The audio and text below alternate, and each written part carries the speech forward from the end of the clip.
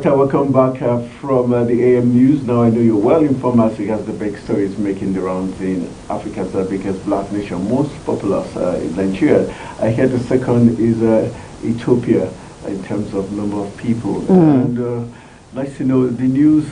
Give us lots of very interesting stuff. Very interesting about Atiku coming out in 2027 as a presidential candidate. Okay, and this is like 6 times. This is the 6th time. I think he's trying to model his life alongside Abraham Lincoln, who it took him the 7th time to become the president of the U.S. But let's see if he's that lucky. Because the terms are different, but it means his pocket is still very deep. Yeah, because you need lots of money to. Yeah, you need, and again. And I think probably they're also playing a smart one on him, because if the person who disclosed this was his campaign chief for the 2023 presidential election, Daniel Bwala. Yeah, so I'm thinking, is Bwala Daniel playing smart, trying to stoke the fire in the man? Maybe he sees the man's, and also to scare the present government to say, okay, we're still coming back. We're still coming back. Because he made mention that he's not just coming back. Coming with other tough coalition with other political parties. And he said something that was very interesting. He said, this coalition is going to swallow elements that have been causing trouble in political parties. So I'm wondering, what does that mean? Exactly. Does it mean they need to some people in that coalition? He's just trying to scare the hell out of. Maybe, but I suppose we all have to sit back and watch and see how this plays out. Because really, I'm interested to know how this whole situation is going to play out. Really, to be like 80 years old by 2020. I guess we just have to calculate and wait and see. Okay, numbers not our friend, right? No, your friend, not mine. Yours. Right, we've got taste and texture up next. Let's whet your appetite a little bit before we go into the big business of looking at what the people have in store for us. Exactly. Don't go anywhere. What's a complete meal without a beverage? Today, let's walk you down the line of one of Nigeria's popular drinks, Kunun Aya. Hello and welcome to Taste and Texture. I am Fatimi Abba. Kunun Aya, also known as tiger nut, is a nutritious milk obtained from the gifts of nature and specially ascribed to the Hausas in northern Nigeria. Kunun Aya is made of rich tiger nuts and coconut milk. This delicious drink is thought to be an aphrodisiac and worth the try on your next search to enrich your healthy drink milk. Kunun Aya is a vibrant in the types of kunu made by the northern Nigerians in Nigeria. Kunu generally means a local beverage made from different cereal grains. Such grains include guinea, millet, rice, and corn. Kunun Aya can be served as a drink or paired with cereals and great for vegetarians. Additionally, the grains used to make the kunu dictates the name attached to it. For instance, kunun zagi and kunun aya, which the recipe and method is just below. The ingredients needed in making a healthy kunun aya are 1 coconut, 10 dates, that's zabino, 2 cups of fresh tiger nuts, also known locally as aya or ofio, 1 moderate size of ginger root, optional, 2 cups of warm water. Now let's make it. 1. Wash the tiger nuts and soak in water for 15 hours or overnight. This will make it easy to blend as it absorbs water and substance. Then 2. Crack open the coconut and unshell. Chop or grate the coconut into tiny pieces so that it's easy to blend. Then 3. Wash and clean the ginger. Remember, this is also optional. Wash dates and remove the seeds. The dates can also be soaked a day before, so it softens and easy to handle. Once all is ready, put it all together and blend with a cup of warm water. When done blending, turn the blended mixture in a strainer so the liquid can pour out. Then add the remaining water to the shaft and blend again to get all the juices out. Strain the mix from the blender. Discard the shaft and store the milk in a refrigerator to get it chilled and served, and enjoy kunun aya at its best. Now the health benefits. Sugar-free tiger nut milk is suitable for diabetic people due to its content of carbohydrate with the base of sucrose and starch without glucose, and its high content of arginine, which liberates the hormones and produces insulin. It is recommended for those who suffer from indigestion because it provides digestive enzymes like the catalase, lipase, and amylase. The milk supplies the body with enough quantity of vitamin E, essential for fertility in both male and female. Vitamin E also delays cell aging, improves elasticity of skin, and helps to clear the appearance of wrinkles, acne, and other skin alterations. In China, tiger nut milk is used as a liver tonic, heart stimulant, drunk to heal serious stomach pain, to promote normal menstruation, to heal mouth and gum ulcers. The black spices of the tiger nut is an excellent medicine for breast lumps and cancer.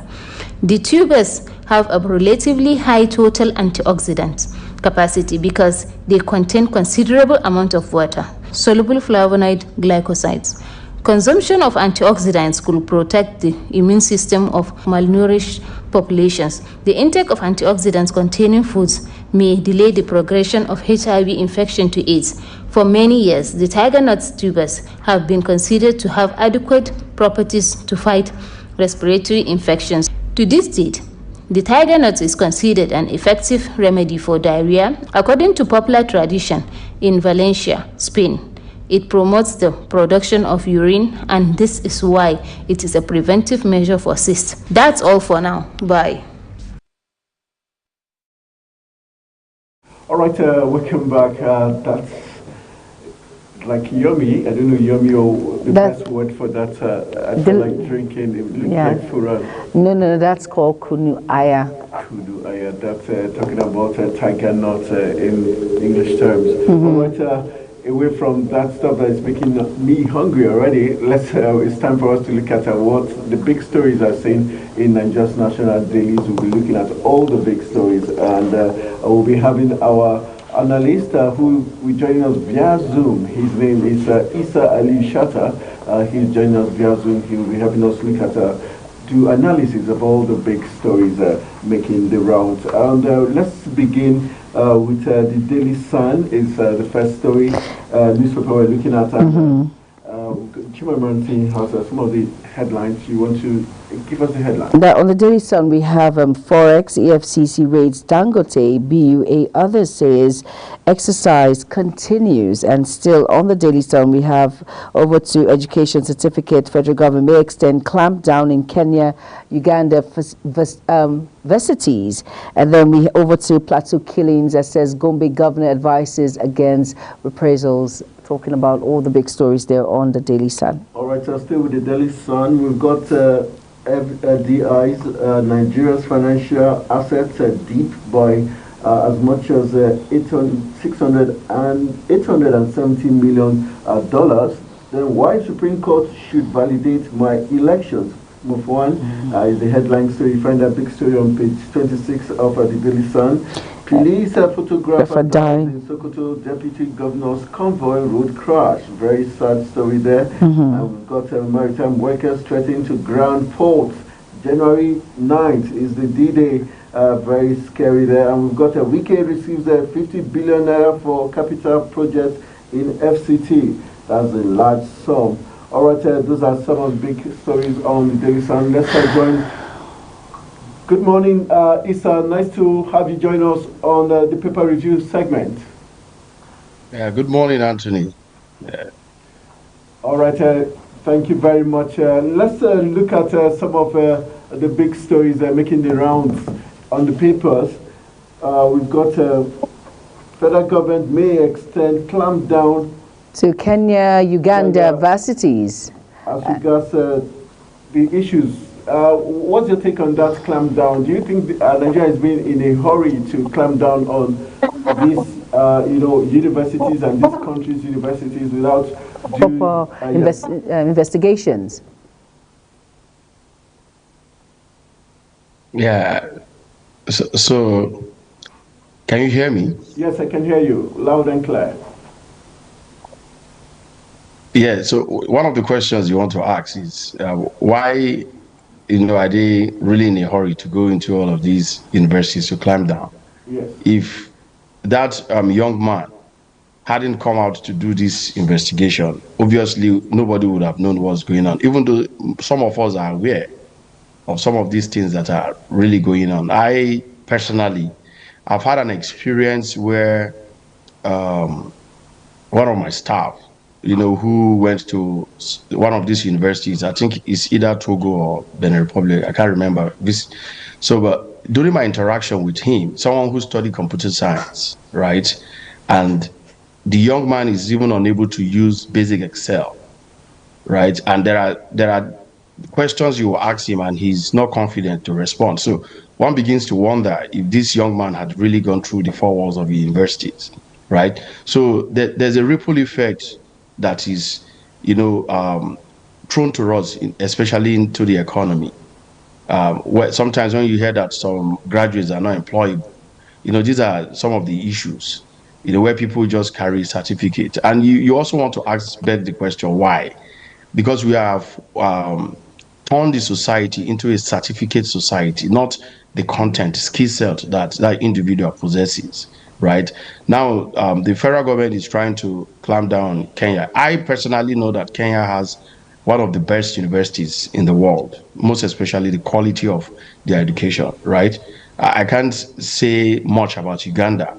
But for me, I would feel it's very important for them to carry out a comprehensive investigation, right? In every organization, you have what you call the monitoring and evaluation team, Okay. right? Before you accredit any university, there are certain rules of engagement that those universities, or certain guidelines that those universities are supposed to have met. Now, if those universities have met it, chances are you also want to be setting out reviews of those guidelines. What is the timeline for those reviews? Is it yearly? Is it quarterly? Is it biannually? So there are certain rules of engagement that you should apply when you are actually, going after accrediting institutions. And for me, it's not just peculiar to the Ministry of Education alone. There's something that's of note that the young man identified that I feel is very important that we should look at, carefully, because data for us in Nigeria is not clean. Trust me. The young man served in 2018. He did biometric capturing. The essence of my biometric capturing is to properly identify and do what? And archive that person's data information through that entry point of his biometric capturing. Now, the young man went back again in 2022 to do another biometric capturing, yet we could not detect that this young man had served before. So you can see that it's not peculiar to Ministry of Education alone. We need to really do an overhauling of the database that we possess to know correctly, even the NIMSI data that we are gathering today, how clean is Nigerian data, how clean are our guidelines. All right, Mr. Issa, good morning. I have a question to ask. Now, this clampdown that's going to go on, do you think is going to be fair to other individuals who have gone into the four walls of the universities when it comes to Togo, when it comes to Kenya, when it comes to all of these countries, other Nigerians who have gone through the four walls? How fair is this on them? I think it's not fair, because even I'll go back again to the revelation of the young man. He said that he knows people personally who had gone to the same university and they have actually attended classes and they've gone through the entire years of that is certified by the degrees that they have acquired, right, or they've gotten. So it would be unfair, in every organization or in every setting there are bad eggs. It's just like saying because you have bad eggs in your organization, so therefore you shut down your institution or the organization. So investigations are carried out. You set up a panel. That panel goes, and it's not the institution that is indicted that should be setting up the panel. There should be, NUC, for instance, can look at this because NUC is the regulator here, right? Apart from that, security agencies should also come in because there are certain things that we also need to look at in terms of security, right? What are those documents that have been compromised? Who are those people forging these documents, right? Who are these syndicates? Because it's a syndicate, right? So you need security to come in also to do a thorough investigation and identify correctly for those who are really, spoiling the name of the institution or using the institution certificate, to perpetrate evil. Or is there a case of even them, right, cloning some of these certificates, and at the same time having an entry point into the university to slot in the data, that this person has acquired a certificate. So I think it won't be fair, truthfully, on those who have genuinely acquired their degree, attending classes and doing all of the rigorous works of to acquire their degree. Some university dons and education experts have said the searchlight should also be beamed on our local institutions who have also perpetrated such, heinous crimes. Do you think we should also focus on our local institutions back home? Yeah, like I said, when I started talking, I talked about us setting up certain rules of engagement and what are the criteria of us carrying out the accreditations, right? When I was in school, I remember that there was a time that they came to our school then in Zaria to carry out accreditation, and some existing departments were not accredited because I think I remember it was accounting department was not accredited then because they didn't have a chartered accountant as a lecturer, right? So how often are they still carrying that? Because I know they do that. So how often do they carry this kind of accreditation? If they've been carrying it, if they carry it out maybe every 3 years or every 2 years, so they should at least start doing that, maybe even annually. I also know that there are some fake universities that have been shut down in Nigeria. So that does not really mean that they've not, been doing all of these things, but how frequent do they do it, and how genuine, how open, how transparent, right, is it? And what is the accountability process whenever their results or their findings comes out? There should be a proper transparency so that everybody sees what criteria they use, what processes that have been applied, then what are the end results at the end of the day. Let us not wait until there are controversies before we start running head-to-head and making hasty decisions that probably might be uncalled for. Now, Mr. Issa, I want to read something here still on the Daily Sun, and it says, Forex, EFCC raids Dangote, BUA, others says exercise continues. Now, do you think the CBN, that's the Central Bank of Nigeria, gives professional treatment when it comes to all of these big companies in helping the rich to acquire more wealth and allowing other small, medium companies to go down the drain and still go out of business? So what's your take on that? Yeah, I wouldn't necessarily, CBN is an institution, right? Mm-hmm. I wouldn't necessarily condemn the institution because certain individuals made probably wrong decisions at a point in time. I can still guarantee you that one of the most established and one of the most, clean institution today is the Central Bank of Nigeria.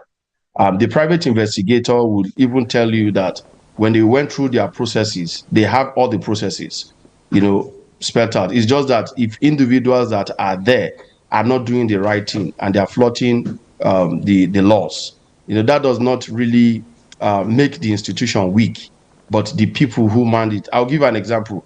Nobody knew that NAFDAC existed strongly the way late Dora Akuyele came in and make that institution to function, right? So I also want to feel that I don't think it's the CBN that is actually doing this. It might just be a certain individuals or bad eggs that are within the system that are giving the system a bad name, right? So what we should look at is, again, what are those checks and balance? What are the Mr. checks Issa, I and want to balances? come in. Apologies. Now, we heard about Godwin Emefiele wrapped up in all of these. You said the CBN, I know. You said there's some bad eggs. But Godwin Emefiele is involved. That's the former CBN governor. And, of course, we know about the fraud that is ongoing and the court cases. So why would you say that the CBN, there are some bad eggs when the CBN governor, the former CBN governor, is wrapped up in all of this particular claim when it comes to the raid of Dangote refinery? Yeah, so you see, the truth is, yes, I know that when you have a leadership, right, in an institution, the leadership carries a big weight. Now, the truth is, if the people who are like his supervisors, right? Sorry, the people who are like under him, right, that he supervises, if they advise him and he refuses to listen, what are the escalation points, right? Is the CBN board very active? Of course, he was also part of the board as well. Does he override the board and go straight to the presidency, right? And does the presidency, override the board as well? Or do they have even the powers, to override the board, right? Who carries out all of these oversight function, on the CBN governor himself? Because he cannot act alone, right? So, yes, he has been indicted, but nobody has given us any documented evidence. I will still say that everything that we are still seeing today are still allegations, because it has not been proven that all of these things actually happened. Where are those facts? Where are the evidences? Then has any court of law, right, pronounced all of this investigation as they are, right? I'm not holding forth. I just want every individual to be in that, position, right? So yes, there are allegations, because they are all allegations, right? But let's not be quick to also pass judgment. Let us wait until that process is conclusive. Then there are there are documents. If you see the documents, and all of those documents have been submitted, even if you listen all through, the federal government or the presidency has not said anything concerning all of this. Now, let the spokesman or the spokesperson for the president comes out and say, look, we have gotten the report. The private investigator has not really submitted his report. I don't know if he has, but if he had, we should, at least get a statement from the presidency to say, these are the findings of the private investigators. However, we are still going to present all of these evidences in court and ensure that, he's properly prosecuted.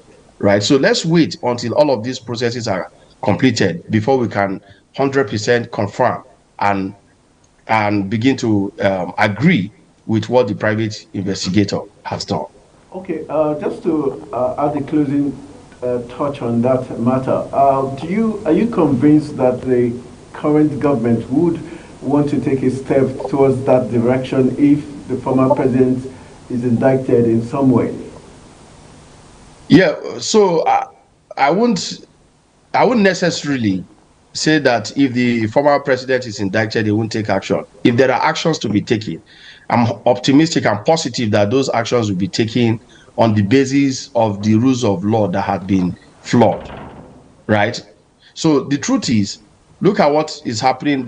We also had some rumor during this week, then eventually it came up as a news item that EFCC had uncovered 30 billion set into different accounts, private accounts from the CEO of, I think, a national, I've forgotten the institution now, the full name, but I think it's NSITS Commission, right? That was also part of the conditional cash transfer program attached to the Federal Ministry of Humanitarian Affairs. We've seen all of those records come out, right? Investigations are still going on with EFCC, and the government. If you see the current government has with immediate effect, and this person was just appointed not too long ago, but they've immediately went into action and see how they can support EFCC in the mission of finding out what really transpired in that particular institution. So I'm 100% positive that the current government would go after any corrupt individual or corrupt institution. Sam, with the big story that Plateau killings, Gombe governor advises against reprisals. Are you impressed with how far the federal government and security agencies have done in terms of, apprehending the perpetrators, and also, why are we talking about not reprisals not being positive no more, and but the governors are not trying to dissuade those invaders? Yeah, so you see, it's very worrisome that all of these killings are going on, right? And it's painful because when you talk about death, first we need to respect the death, and really, also see how we can console the family, because these people have families and they exist. So we should be rather consoling the family and ensuring that those who have perpetrated this act are actually apprehended or are arrested. I think yesterday, it was also on the news that few people have been apprehended. I want to believe that the processes again will be transparent, and we are going to know the true identity of those who have perpetrated this act, this heinous act, right? And it's not just reactionary approach that we should have. We should be more proactive, right? What are those intelligence that we got? Did we actually got intelligence to know that all of these attacks were going to take place? And what did we do after those attacks, after those signals were given? So these are the things I think we should be focusing on, how to prevent, the future occurrence of some of these things, because it has become a recurring decimal. And I feel it's time we nip this under the mud. Yeah. All right, now let's move away from the Sun now. Let's go to the Nigerian Tribune, which has some of our big stories. And it says, Appeal Court judgment unfair to me. Plateau governor tells Supreme Court. And then we have, still on the Nigerian Tribune, it says, he withdraws suit against 25 Rivers Assembly members. And we still have others that says, Ondo PDP appoints acting chairman, says Adams, suspension remains. On some of our top stories. Anthony, we have more? All right, we've got MPA, NIMASA gets new executive directors. But let's begin the questions. Isa, let's look at the issue of Appeal Court's judgment unfair to me. Plateau governor tells Supreme Court. Do you think Caleb Mutfwang is technically trying to lobby the Supreme Court to, get this ruling or this verdict to his side, and seeking, some kind of compassion based on what has happened to his people? And do you think the ruling is going to favor him? Well, talking about the rule favoring him, I think it's a bit dicey. It's a 50-50 approach, because one, he has lost at the tribunals, he lost at appeal courts, and he knows that his final or his last hope is actually the Supreme Court. And I know that a lot of people have, most especially when judgment goes against them, they say that the Supreme Court is not being fair. But if it goes for them, they applaud the judiciary. So nobody really wants a case to go against them. But the statement he's making, you should ordinarily expect that from politicians, because probably there are certain things he has heard or he's aware of, or he also, his confidence level is beginning to wear off, because he knows that he probably might not stand a chance, so he needs to play the mind game, right? But let's see how all of these shenanigans will pan out at the end of the day. All right, Isa, let's look at he withdraws suit against 25 Rivers Assembly members. Now, that particular issue here, do you think he is trying to get into the good books of the FCT minister? We know what is going on in Rivers at the moment. Do you think he's trying to get back into the good books of the former governor, who was the Rivers State governor, Nyesom Wike, who is now FCT minister? Yeah, so you see, like I said, in politics, there's no permanent enemies. It's permanent interest. So everybody look at where their interests lie. So it's a calculated attempt. Everybody will calculate and see at the long run who holds the power, who can, swing the pendulum, to actually fit into what their own selfish interest will cover. So at the end of the day, it's about interest, personal interest. If it's for the community interest or for the interest of the citizen, yes, everybody will applaud whatever decision that someone has taken as a collective sacrifice. But it's for selfish interest. Excuse me. We've seen that from a lot of politicians over time, and it will continue to happen. Whether he wants to be in the good books of the current Minister of FCT, we'll get to know, because time is ticking. And of course, before you know it, it's 2027. So we are going to be seeing the handwriting on the walls as the day goes. Thank you very much, Issa. We'll go for a very quick break. When we come back from the break, we hope you will rejoin us on the Zoom link so that we'll continue our discussion. Let's go for a quick break. When we return, Africa's Finest Breakfast Show continues. Stay with us.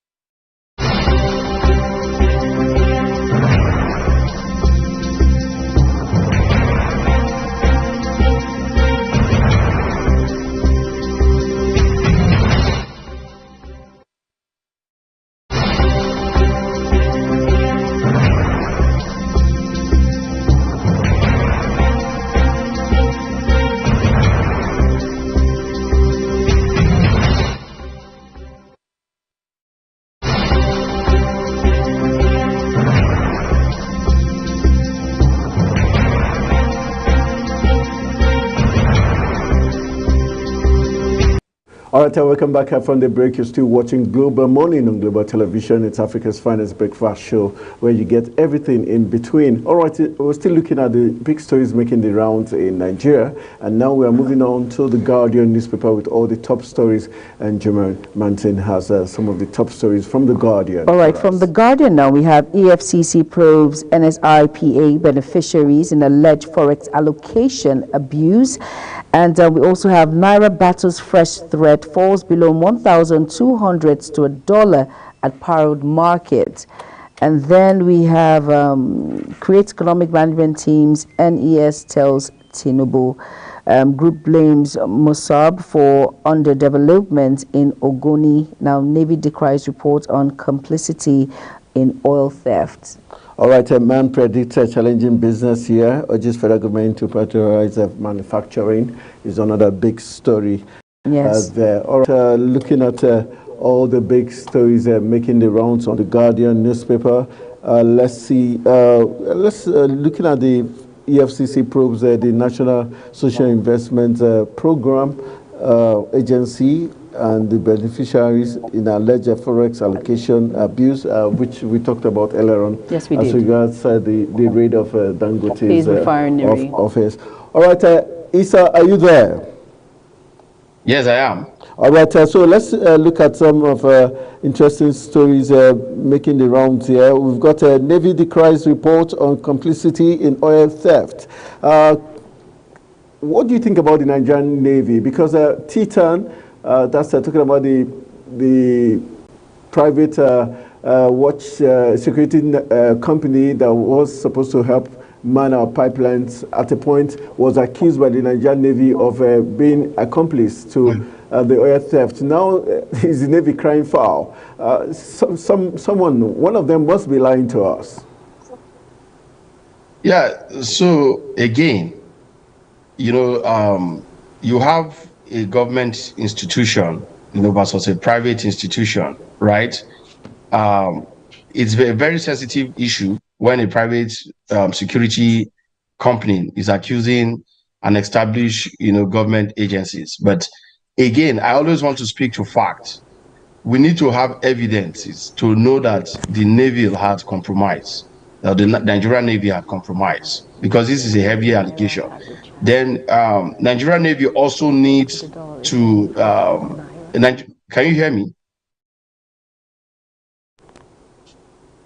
We can hear you. Can you hear me? Yes, we can. So the Nigerian Navy also needs to take it very seriously, because this is a huge allegation against a well-established Nigerian security agency.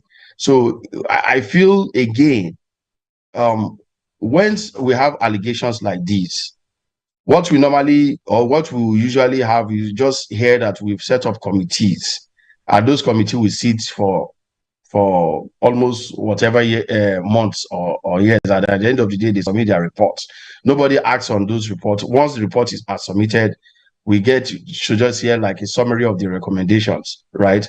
So we need to make extra effort, to always respond and react intelligently to allegations like this, because they are very sensitive. Trust me.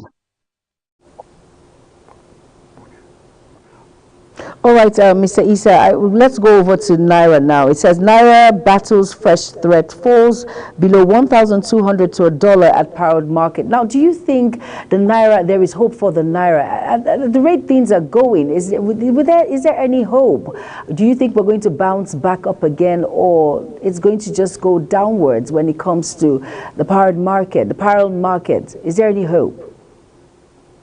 Yeah, I feel we have hope.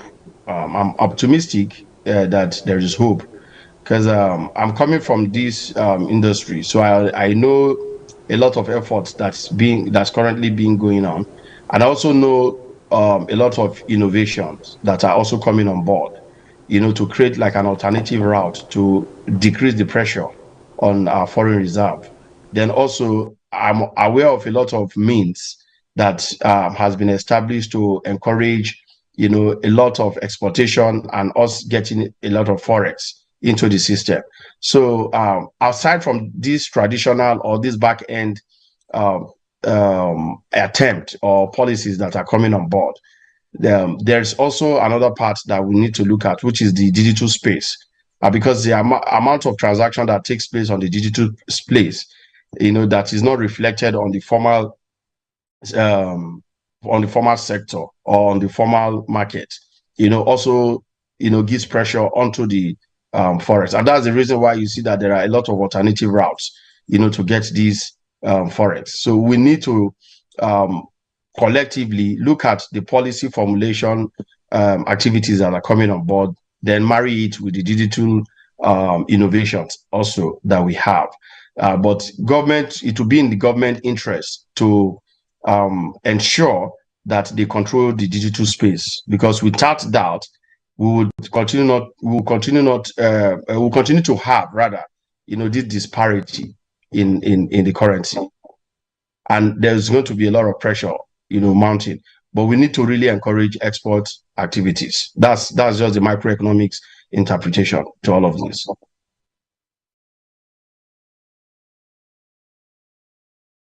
Tinubu create economic management team. I would like to get your take on it. Do you think it's another way of saying create job for the boys? Wouldn't that be also an indictment on the part of the Minister of Coordinating Minister of Economy and other members in the financial sector? Then also, just to wrap it up from The Guardian before we go to the next one, group blames Masob for underdevelopment in Ogoni. Do you think now they are beginning to blame themselves rather than the international oil companies or the federal government? Is that a realization that the problem has always been the people of the Niger Delta? I will start from the basis and take it up. You see, there's an underlying fact here. There's no accountability and transparency. That's just it. Nobody accounts for anything in Nigeria. Anthony, the amount of money that has been pumped into the Niger Delta area, most especially the ones that even started heavily from the period of late President Yaradua, till date, you cannot quantify those amount of money. Trillions of naira have gone into, this space. True. And we have not seen any significant development. They have local government chairmen, they have House of Reps, they have House of Assembly members, they have senators representing them, they have governors, right? They have ministers of Niger Delta. I mean, there is no, you've seen all the shenanigans, all the controversial corruption that has taken place at the NDDC. And nobody has actually been brought to book.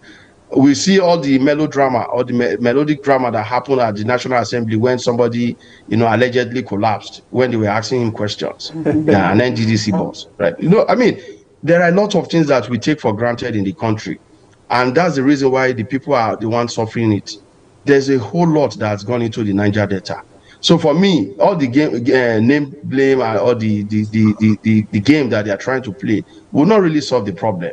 There has to be transparency and accountability for every kobo who has done a forensic audit of all the money that has been spent so far, even on at the NDDC. We've heard that there was forensic audit at the point in time. The report, nobody has seen the report. Nobody has acted on that report. A lot of people were indicted, but nothing happened. So as long as we don't have reward and punishment, you will continue to have all of these, exchange of dialogues that will take us nowhere. All right, let's move over to the Punch now, Mr. Issa. And the Punch has some very big stories. And it says banks borrow over 19 trillion naira from CBN, and then custom generates 3 trillion naira, 5 trillion naira in 2024. And then looking at foreign investment in manufacturing sector dropped by 54%, says MBS. And federal government releases 108 billion naira for road repairs. Over now to you, Anthony, for any questions. All right, looking at those stories, federal government releases 108 billion naira for road repairs. We saw the former Minister of Works and Housing, Babatunde Fashola, commission a lot of roads. They decided to use different equipment, or what I said, for treatment of the roads. Now we have David Omai, who came up with as to how to repair our roads. Now we are seeing 108 billion naira released by the federal government. Are you convinced David Omai will do a better job than Fashola?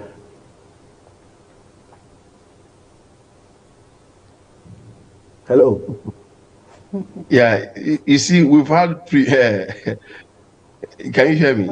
Yes, we can hear you. We can. Can you hear me? Yes. Yeah, yes, so we can hear you. Go ahead. We have a lot of people come, a lot of actors, right, have come, most especially when there's change of battle. Everybody try to bring in their own initiatives. Everybody try to, bring something new. For me, there's no point changing something that is existing that's giving results, if you ask me, except that that's there, what you have met is not providing the necessary result, or you have done your own evaluation and you have brought in something more efficient, right, that can also be long lasting. So because when you are talking about road construction, the terrain of the country are not on the same topography. You have some places where you need to spend more, to construct road versus, of course, the northern region where you have probably desert or you have plain roads, right? You have some places where you have to construct bridges and all of that. So you can't quantify, what goes into that. And the high cost of materials, right now can also, justify some of the reason. But for me, when I hear billions of naira being thrown out, for road rehabilitation or construction, it begs to ask for a lot of questions, because you begin to wonder what repairs are they carrying out, except they are overhauling, bridges. They are trying to build more bridges and all of that. But if it is for you to just rehabilitate road, which can be like a kilometer, I've heard a situation whereby somebody used about 250 million naira, I think in North Central, one of the states in North Central, to renovate rather a 1 kilometer road. For me, that is really worrisome. Again, that begs a question of what are we doing with our procurement in Nigeria? So who really, again, oversees these procurement processes? Are these procurement processes, transparent? Who is asking questions? Nobody.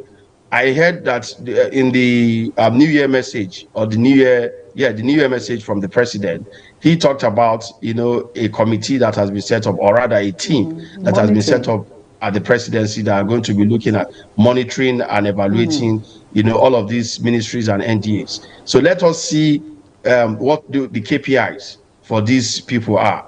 Then we can now use those KPIs to measure their performance and see whether we are making a headway as to giving us good feedback mechanisms that we can use to correct a lot of things that have gone on in the past.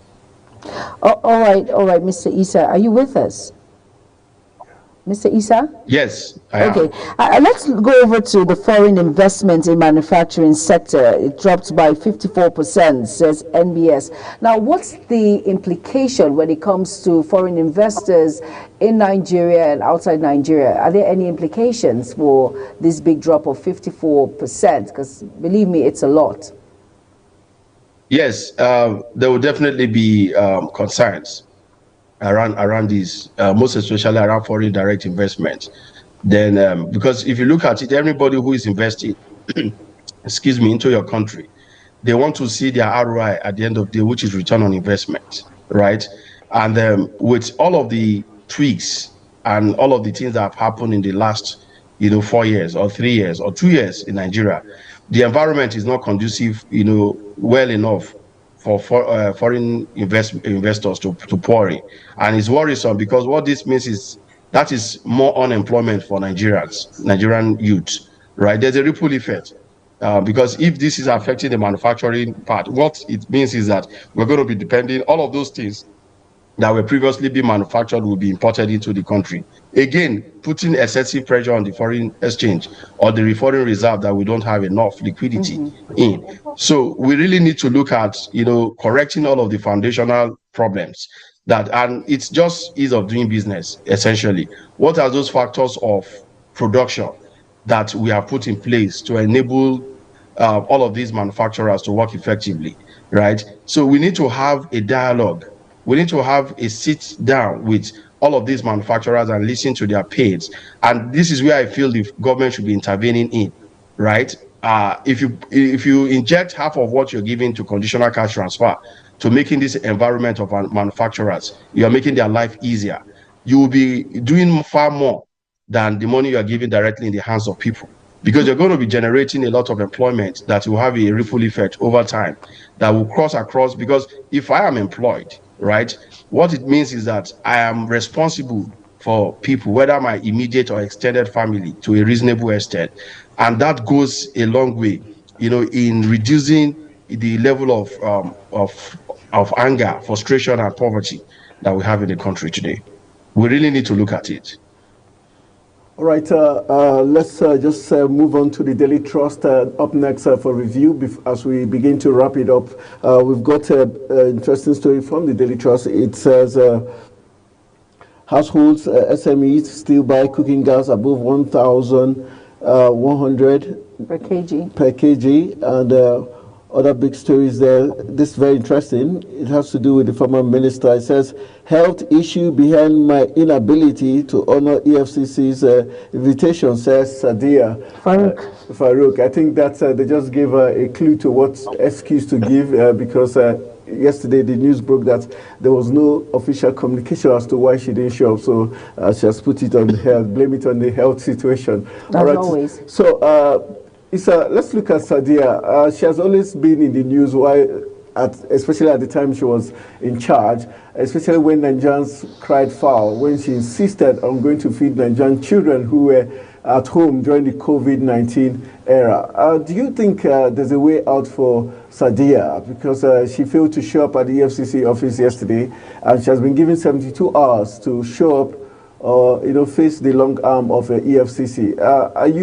Do you think this EFCC can not just bark but bite?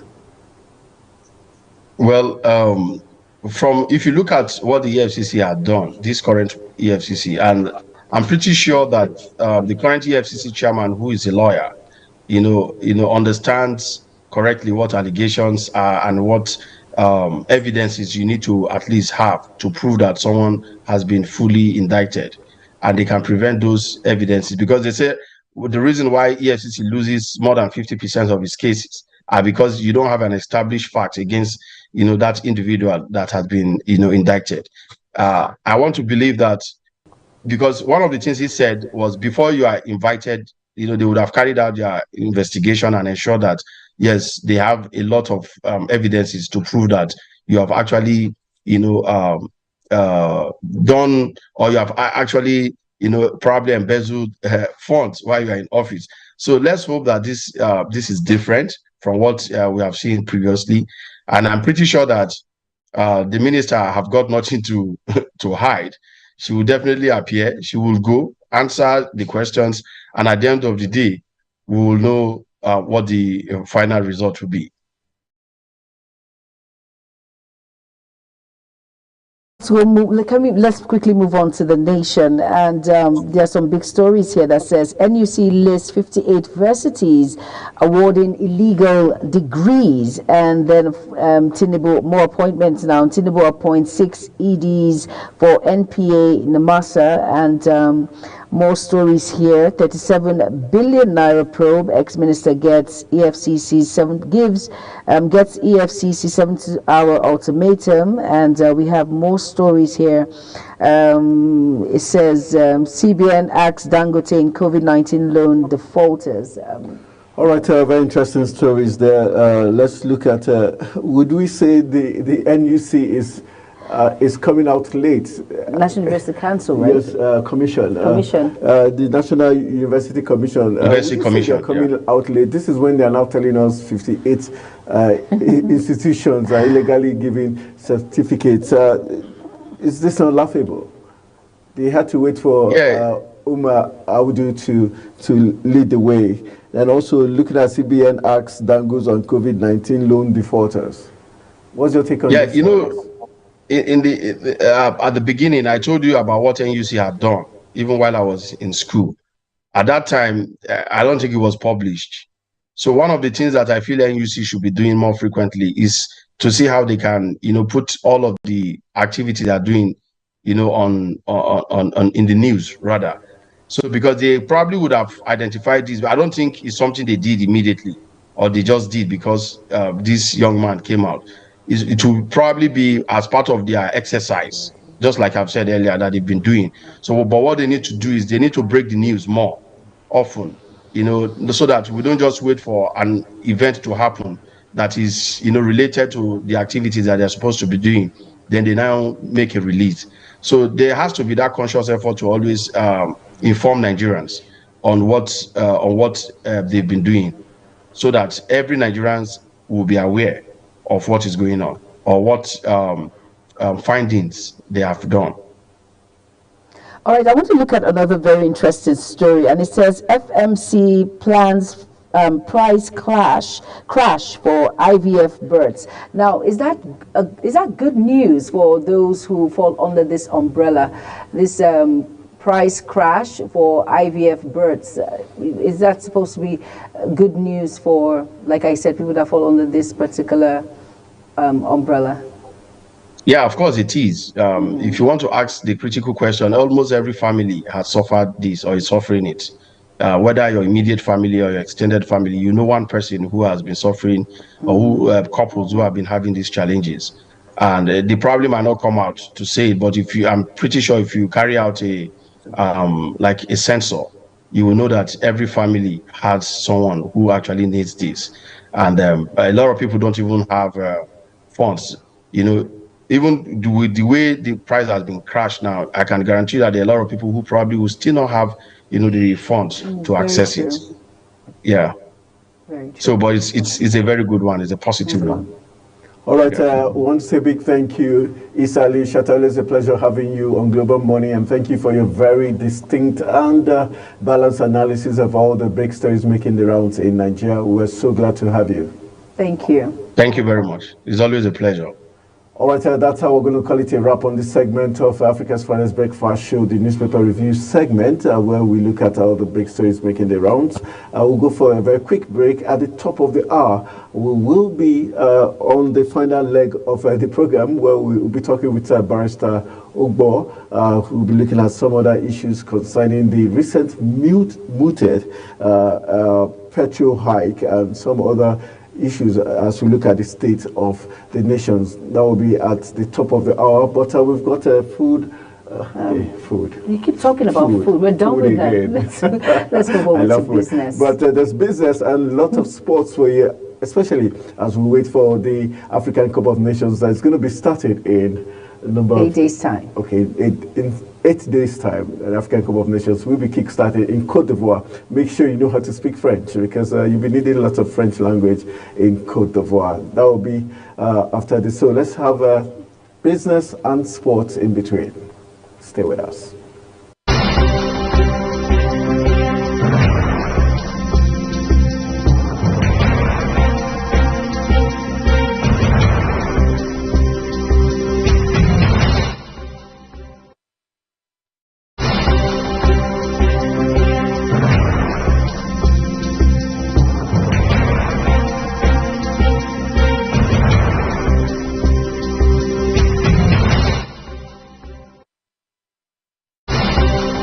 Hello and welcome to Business Report on Global Morning. The Edo State government has announced that 102,650 individuals spread across 1,969 communities in 18 local government areas of the state are poised to benefit from the second phase of the federal government Renewed Hope Cash Transfer Program. The general manager of the Social Investment Program in the state, Yuwa Adeshelu, made this disclosure during a one-day refresher training session for local government cash transfer facilitator in Benin.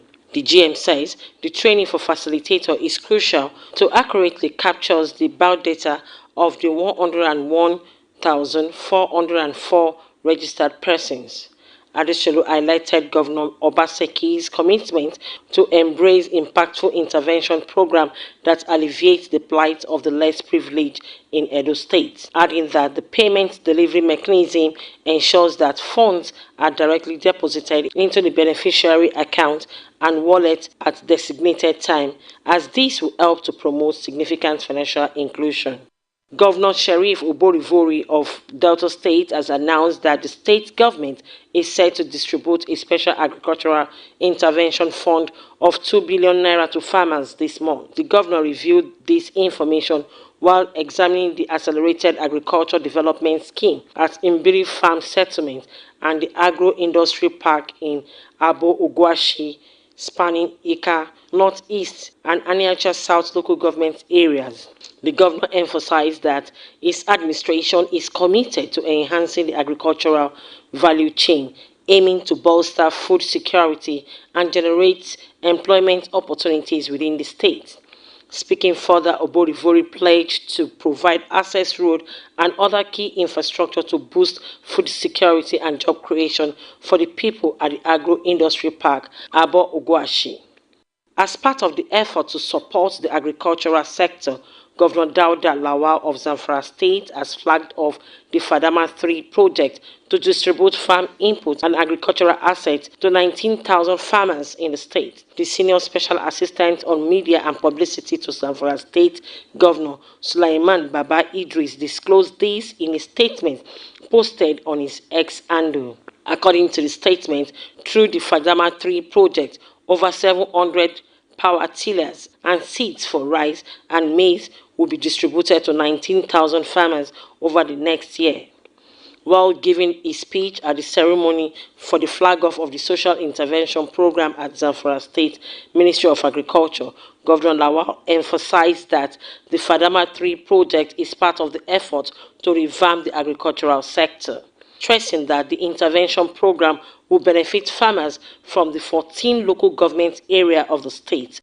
The Maritime Workers Union of Nigeria is threatening to shut down the nation's seaport from Tuesday, January 9, 2024, over the alleged refusal of International Oil Companies (OIC) and stevedoring contractors to comply with extant law. Adewale Adeyanju, President General of the union, says that all jetties and oil and gas platform will be shut on that day. According to the statement signed by John Ikemefuna, head of the media, the union had written a series of letters, press releases, issued ultimatums, and marine notice given by NEMASA and several ministerial orders to no avail. The union is, however, demanding the total compliance of IOCs to the stevedoring regulations in line with the communique signed by all relevant stakeholders in the sector. Kike Lomo Okeri, Global Television News.